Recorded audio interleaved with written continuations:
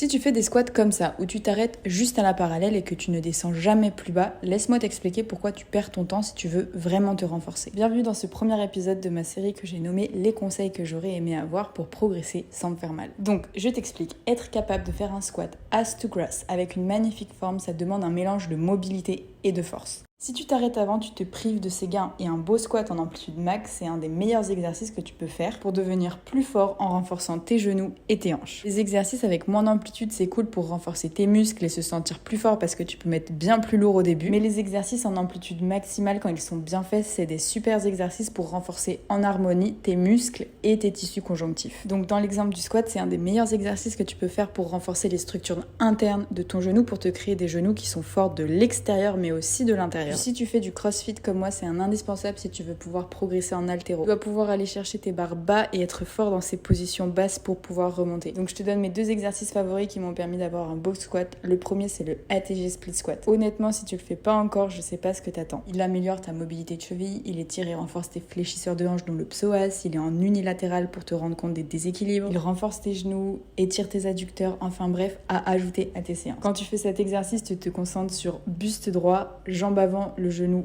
complètement fermé, jambe arrière, le genou ne doit pas toucher le sol. Le talon de ton pied avant peut décoller, mais vu qu'on fait cet exercice-là pour améliorer ton squat, tu as besoin d'une bonne mobilité de cheville, donc je te conseille de garder le pied bien à plat. Commence avec le pied avant surélevé et vois à partir de là comment tu te sens. Deuxième exercice, le seated good morning, absolument génial pour ta mobilité de hanche. Il permet de renforcer tes hanches dans cette position basse d'un squat. Tu commences à faire cet exercice avec le dossier du banc surélevé et là tu te concentres sur descendre le buste entre tes jambes en dirigeant le mouvement avec ton nombril. Ton bas du dos doit absolument rester droit. Dès que tu commences à fléchir, tu t'arrêtes et tu travailles à cette amplitude jusqu'à temps que tu puisses descendre plus bas sans compromettre la forme. Le but, c'est d'arriver à faire un ATG split squat au sol et un seated good morning banc à plat, les deux avec de la charge. Et petit rappel, ne rush pas le processus, ne travaille jamais sur de la douleur et filme-toi. Applique-toi sur les exécutions de ces mouvements car il n'y a que des exécutions de qualité qui t'apporteront des résultats de qualité.